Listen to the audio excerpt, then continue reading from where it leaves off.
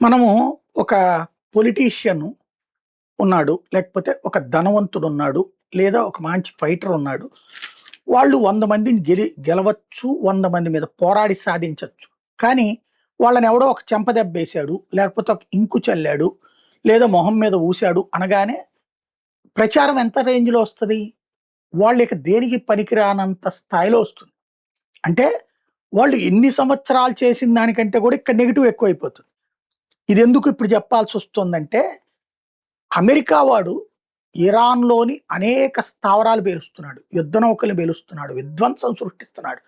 ఈ బీ-2 బాంబర్లతో విరుచుకుపడుతున్నాడు. ఇజ్రాయెల్ విరుచుకుపడుతోంది. ఓ రకంగా గంగవీరులు ఎత్తిపోతున్న పరిస్థితి ఇరాన్. కానీ ప్రచారంలో ఏం బాగా హైలైట్ అవుతుంది? అమెరికాకి సంబంధించినటువంటి ఒక షిప్ దెబ్బతింటేనో, ఒక డ్రోన్ దెబ్బతింటేనో, ఒక మిస్సైల్ దెబ్బతింటేనో, అదిగో చూసారా ఇరాన్ కొట్టేసింది, పొడి చేసింది, చంపేసింది అన్నటువంటి. ఇదివరకు గాజా విషయంలో కూడా అదే చెప్పారు. హమాస్ వాడు ఒక దెబ్బ కొట్టగానే అబ్బా హమాస్ వాడి దెబ్బకి బెత్తరపోయింది ఇజ్రాయెల్. తీరా చూస్తే హమాస్ ఇదే అక్కడ ఇజ్రాయెల్ ఏం చేసింది? బూడిద చేసి పడేసింది. అయ్యయ్యో అని మళ్ళీ ఇప్పుడు వేరే కోణంలో తీసుకొస్తారు. అట్లాగే ఇప్పుడు MQ-9 రేపర్ డ్రోన్స్ని అమెరికా వాటిని ఇరాన్ పేల్చేసింది.